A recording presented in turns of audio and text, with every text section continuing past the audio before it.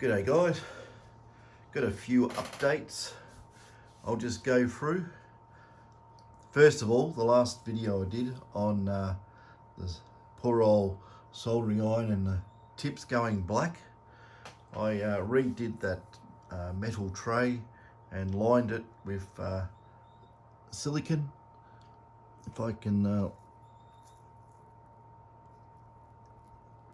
you can see that it's all been done in silicon on the metal, and I've got I had to knock off the missus's sponge, by the way. I didn't have any others. So, but what I've done, this has got a fair bit of water in this one, but I had an offcut of the sponge and I put it up on top. So by doing that, it wicks the water up onto the top sponge.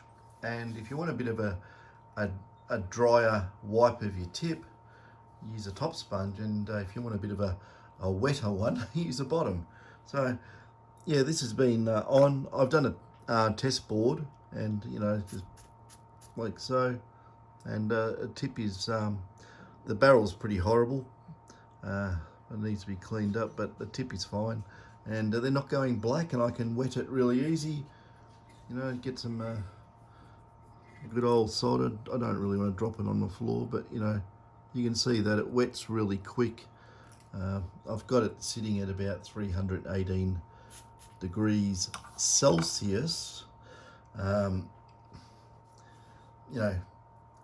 seems like a good temperature there because I was able to tack solder directly onto that piece of board there, and yeah, some of the joints on that board are a little bit powdery and horrible looking. It's just that it's like trying to solder onto a heatsink. So it just takes all the heat out of the iron. But for doing component legs, circuit boards and all the rest, it works really well. So that was a cure for the rusty Chinese soldering iron sponge holder. Anyway, it's got really hot today. We're going for a top of, I think, 35 or 36 degrees Celsius. So that would probably be in the 90s in Fahrenheit. At a guess, I haven't used Fahrenheit since I was in grade 3. Well, I have. I got brought up on it, but yeah, we had to change to metric, and we all got confused. Now, I went back out and had a bit of a test. I was testing some afterburner boards on the Detector, and here I scored that a dirty old 5-cent coin with some green stuff that's starting to grow on it, whatever it is. And the other thing I got was this little pucky copper thing with green stuff starting to grow on that as well. That was right near that 5-cent piece, so maybe fell out the same pocket. But this is really thick. It's not like an old 1-cent piece or something. It's smaller in diameter, and it's thicker, I think. Feels thick. Yeah, it's much thicker. So yeah, that's whatever that is. So yeah, over there, people have missed that stuff. That was over in the quartz, so I don't know why they missed it. Should have picked that up pretty easy, and it was buried, so it wasn't just on the surface. Anyway, apart from that, dear me, you can see here I've been mucking around with lots and lots of different board designs and dragging stuff up, testing it out, changing chips, doing all sorts of multiples of bipolar input stages, all sorts of yeah, goings on there with front ends and booster boards. And yeah, I still got to refine what I'm going to use. I think I'll probably go back and use a 2-chip driver on a variable gain amplifier. Seems to work the best. Also, I made a discovery. This may help some of you guys out. Now, if you bring the gain up, or increase the gain, not on the detector, but if you do it in the front end and do it on a 5000, what happens is you take the gain up a certain amount, and enhance and normal timings will work perfectly well. And what happens is fine gold desensitizes, and it's a mixture of, I suspect, it's a having a little bit of an earlier sniff at the target time-wise, and another thing it can be, which I've got to yet prove, but I think I might be on the right path, the actual damping of the coil. So I was actually thinking of putting another board into the detectors. I'm not geared up to do it right now because I've got to go and design it all and send the artwork off somewhere, get all the boards made and try it out. But yeah, what I was thinking of putting a couple of damping MOSFETs in, and having slightly different damping resistors switched in or out of circuit depending on the mode. And you could probably do a bit of logic with that too. You could probably just use a 4000 CMOS chip and tie it into the switch positions. So when you select fine gold, it selects the correct damping for that mode. You could even select it for enhance and for normal timings and optimize the damping of your coils. So that's one to think of. I think that might be very beneficial, because altering timings does not, should I say, altering timings should have an effect on the amount of damping. That's a damping resistor there. Have I got it on there? Yep. Okay, that's the damping resistor there. And the damping MOSFET on here is that one there. So you could actually, if you wanted to, you could make a little thin board and put another one right next to it if you wanted to, or you could put a very thin board. You can get very thin Teflon board, very thin indeed, and just get it, stick it on. And we can't really stick Teflon too well, but if you found a ground point, and you could actually put a solder connection onto the ground point after you take the white paint away, if there's one there, I don't know. So you could do that, or you can just put it on top of the board. If you take the ferrite off and stick it in here, where you can do, there's plenty of room, you can actually put boards and run it under through those holes there, the cable tie holes, and you could do something in that regard there with changing the damping value. So, or what even's better, if you actually with variable damping, what you could do is you put a higher value damping resistor in. This is just set at 390 ohms. It's a non-inductive resistor, you got to remember that. So it should be, it's not, don't put a wire wound one in it, whatever you do, right? Put in a non-inductive, just put a noisy carbon resistor in there. You don't have to go to metal film. You can if you want to be a perfectionist, but what you could do is you do that, and you can then run a two bits of wire and put it on something like a variable carbon potentiometer. You'd have to have a fairly good rating. I wouldn't just go and use a miniature potentiometer with 0.1 of a watt rating or something like that. It'll probably just burn out. So you'd want something meaty. I've done this before on SD2000s, by the way. You don't just use a pot by itself with a huge range, because what will happen is you'll go too far one direction, right? And high voltage will come through and blow things up, right? And if you go down too low, what will happen? You'll blow the MOSFET up. So you gotta stay within a particular range, you sort of want to limit. You could get a very low adjustable potentiometer of, say, I don't know, 100 ohms or 150 ohms, and you could put paddle resistors on the two. You're only going to use the wiper in one end, and you just put paddle resistors, extra value on either or both, doesn't make any difference, and you could put it on there, and with raising the value of that one there, you could have a range that was locked. You can't go below or you can't go above a particular number. But that's one way of doing it. But a better way of doing it is just using the existing switch positions. Take off into some logic and drive MOSFETs, different MOSFETs on and off depending on the mode. See, this is you can experiment till the cows come home on this stuff, and you can optimize the performance of the detector.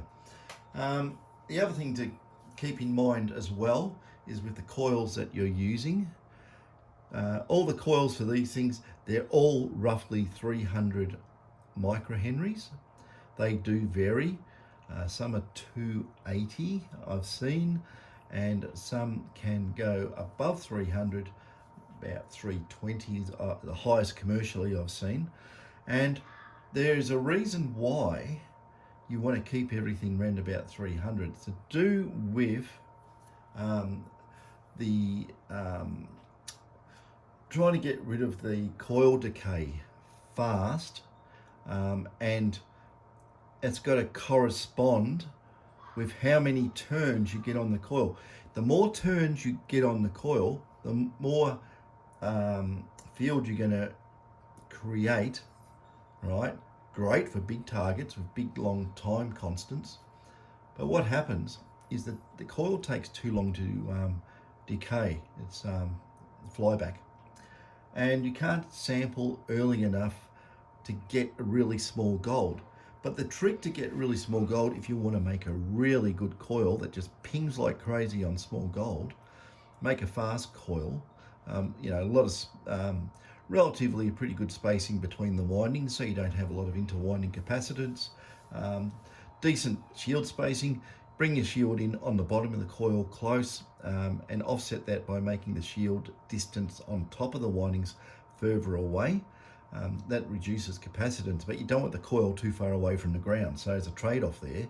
And by offsetting where the coil sits in the shielding, you get again getting the coil windings closer to the ground, and up the top, who cares? I mean, it's just a remainder of the shielding, so you can step it away from the actual coil windings quite a bit if you want to. The other thing you could do as well, and this is you'd have to experiment, but if you want to get really, really tiny gold and get these detectors clocking faster and be able to do it, is go from 300 microhenries and take it down to about, 240, 260. You have to be careful because it's going to draw more current. You could, if you wanted to, if you're going to scared about drawing too much current, you could increase the value of that resistor there. I think it's 0.01 ohms. Don't quote me on that. I don't scrape the paint off and read them, and it's such a low value that it'd probably be lost in the multimeter leads at those levels. But I think it's something like that. You could put a 0.02 in there or something like that, or you could just watch the current build up with a coil. On the oscilloscope, you'd have to put a small value resistor in series with the transmit wire, and you need to look at the current ramp through that. So you don't really want the coil to go into a period of full current saturation, because it does nothing. You want the ramp to continue rising until the transmitter turns off. So that is some of the important characteristics you need to take into account when you're doing coils. So some coils, you get them commercial ones, and they've got very, very low resistance. I mean, DC resistance. Whereas, for looking at these things, you really want to look at the dynamic impedance And on some of my quick calculations, a dynamic impedance, that means what's it switching on and off at around about, say you're looking at the small pulses, 35 microseconds on off, and the dynamic impedance of that would probably around about 50 ohms actually. So you got to take all this sort of stuff into account. The coil initially looks like a short circuit, but then it doesn't. It tries to counter the amount of energy you're trying to shove into it, and it slows it down. But it will, if with what you've got, it will saturate. So you'll get up to a peak, and then it'll just, a peak, and then it'll just go, and the bit here does basically nothing. So what you want to do is you want to even snap off the timing early. But it's matching coils to transmitters, so you want it to go up and then bang straight down. So that's to get the best response you can on very small gold. You want that fast turn off on the ramp. So you just want to hit near saturation of the coil. And the thing is, you can say, oh, how about we put more energy and more time into the coil by making the pulses longer? Yeah, great. But what happens? The coil's not just a coil, it's also a capacitor. And it stores charge between each winding. So each winding has capacitance between it. And because you've got something like 20 winds in there, there's a fair bit of capacitance. And also you have the winding to the shield capacitance. You got to take all that into account. And then you've got the cable capacitance, which normally runs at about 100 to 120 picofarads, depending on how long it is, of course. So you got all these variables, and if you want to make a really good coil, you really got to measure it. You got to measure what the detector's doing and how the coil is behaving with that given amount of energy going into it. So yeah, there's a lot of things. Like I say, a lot of things to play with this stuff. I think with pulse induction technology, I'm not talking about all the fancy stuff out there, because in all honesty, I can't see the benefit. I really can't.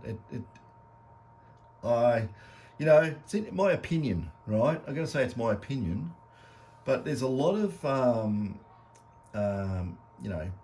things get patented willy-nilly and that, and I don't see the benefit in it. I really don't.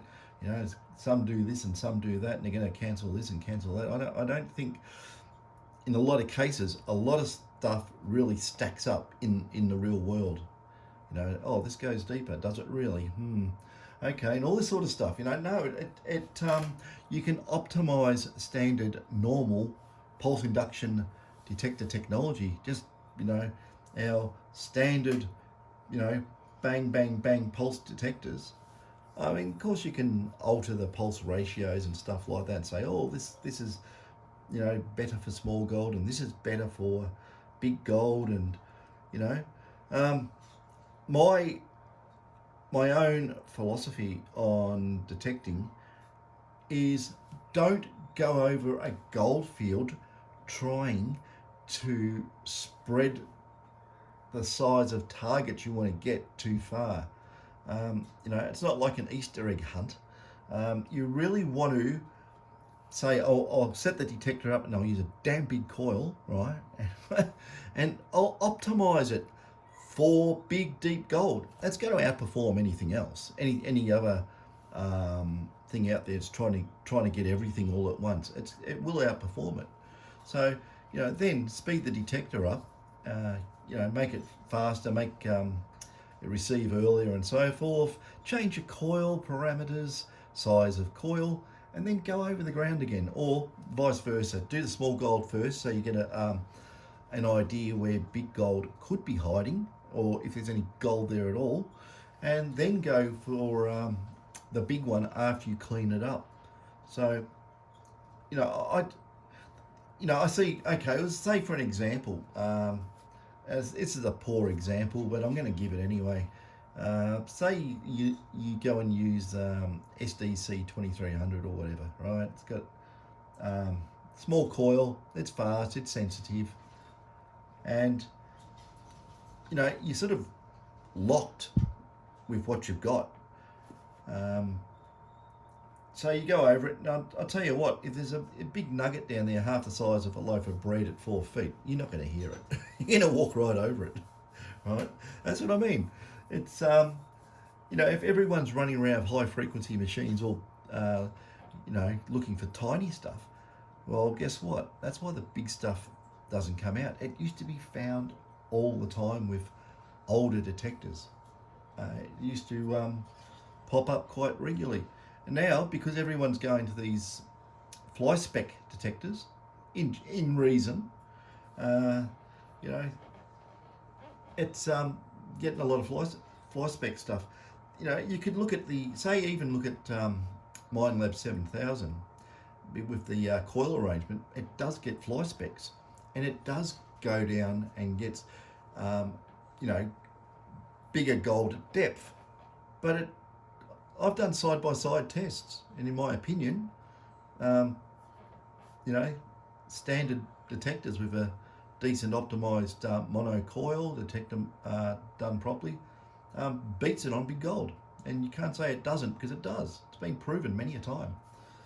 So, I've got videos on it, way back when I had one of those detectors for a very small amount of time. Couldn't offload it quick enough. But there's nothing wrong with it. I mean, it serves a purpose, doesn't it? It gets gold, and they all get gold, but they're not optimized for anything in particular. They're sort of very, shotgun approach. Not that you want that on a gold field, but it's sort of, trying to do as much as you can and get everything all at once, and you can't optimize it for anything in particular. So optimization is a good thing. I've had some talks with some prospectors lately, and these aren't just been doing it for 2 year type prospectors. These are guys who've been doing it for a long time, and we've been talking about optimizing detectors and big coils and stuff like that, and we sort of done the numbers. And yes, I think it's all being organised now that we'll be making some more big coils, and we'll more than likely be doing a lot of detector upgrades on various detectors too. So that's where things are. Yeah. But anyway, this is just mainly, I was just going to talk about the soldering iron fix. It did prove that it was lead contamination in the water in the sponge, and just stuffing up the tips. So yeah, I've done this tip many times, like I said, and doesn't go black and not wet anymore. It's going good. So it's one to watch out for. And yeah, someone in the comments said just make a plastic tray. Make a plastic tray for the soldering iron. The funny thing is, if you have a look at the little thing there, I need a screwdriver to do this. You get a flat blade. I'm going to work around the tripod. This is hard. So in here, if you actually look at this,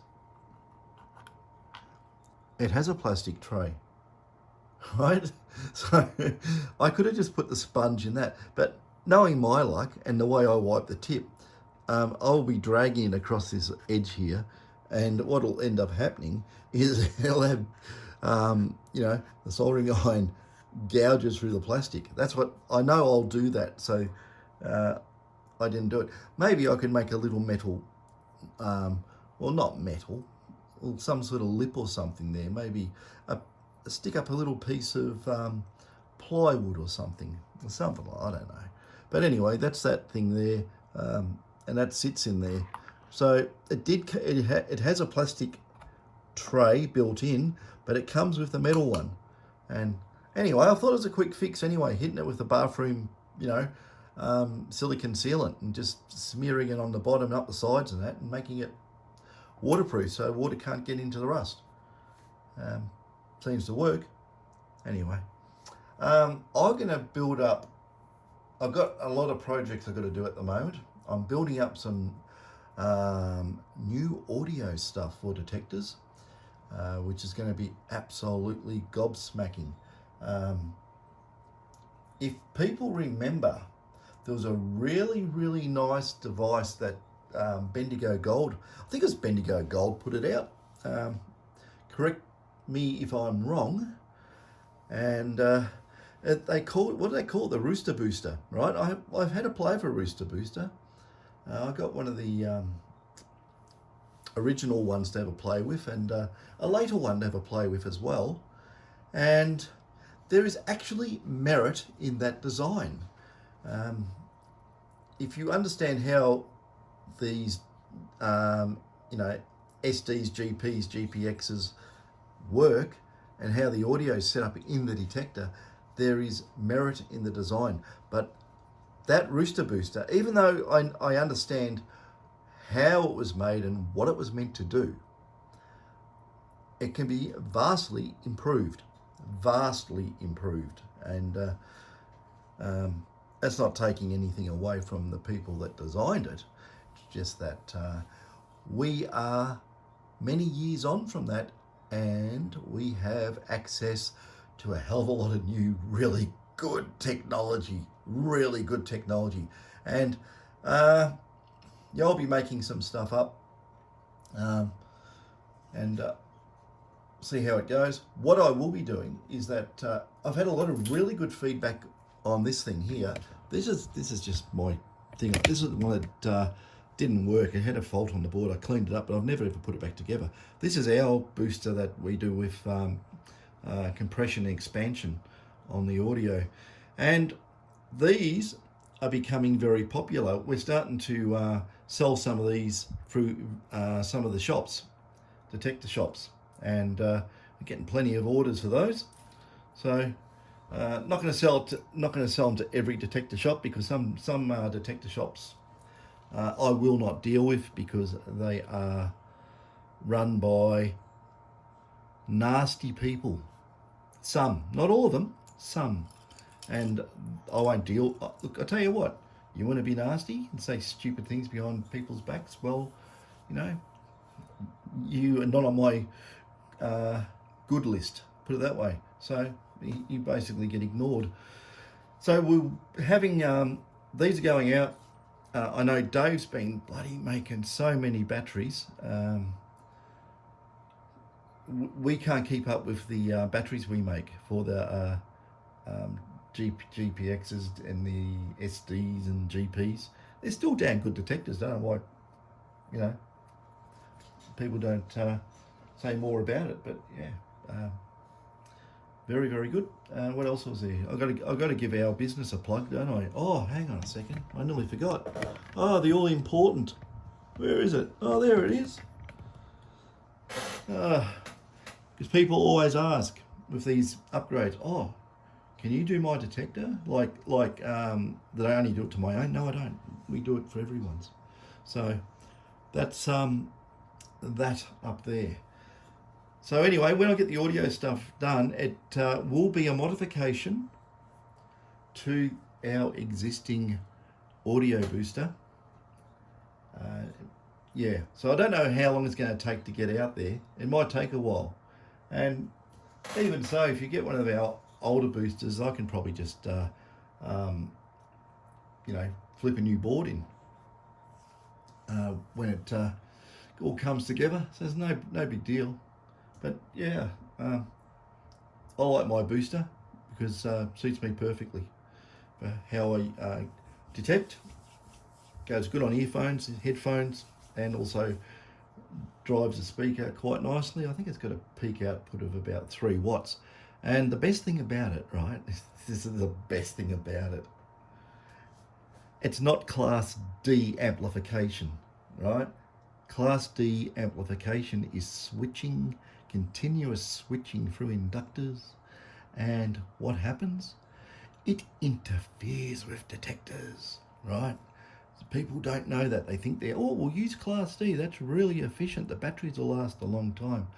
But it's like putting square wheels on your car. It's going to be a very, very rough ride. So I wouldn't use Class D amplifiers. Dave told me not to say anything about that.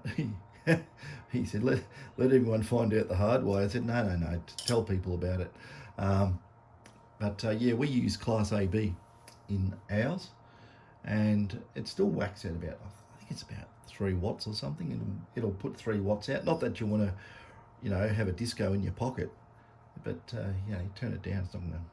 Batteries last for hours and hours and hours on those anyway. So I think I've mentioned before, I left one of my boosters on the bench before I put a red LED in there. I said, oh, should I put a red LED in it to indicate it's on? And I thought to myself, no, because it's just going to draw current. But what happens is, you forget to turn it off, and put the red LED in there. It draws 0.5 milliamp. Big deal. It's not going to flatten the battery. So it'd take a long time anyway. But anyway, it reminds you to turn it off so you don't have flat batteries. But yeah, you can get easy go probably, full 2 weeks on a couple of AA batteries on that, detecting every day. It's not going to run out. Yeah, that's that. Anyway, that was just a bit of an update on things. And I've got to get into doing what I was going to do. It's not dropping the camera on the floor. Yeah, I'll get in and make up the secondary part of the input stage booster circuit. And yeah, we can really lift some stuff out of the noise then and get some really good amplitude on it, not bring up the noise, and get some good audio response. It's going to be quite interesting, actually. It's going to be very, very interesting indeed. Can't wait to put one together and finally get it into the detector and get it out there and wave it around. I really think it's going to be an absolute perler. I really do. So, yeah, anyway, the temperature's up now. It's getting on about 34 degrees, 34, 35. And it's meant to peak in another hour. So, I don't know, I think it might get past 36, might get to 37 or so. See how we go today, but I don't know if I'll want to go out in that heat and swing around. I have done in the past. I normally died once doing that, but it's another story. Yeah, anyway, that's my updates on what's going on. Catch us later.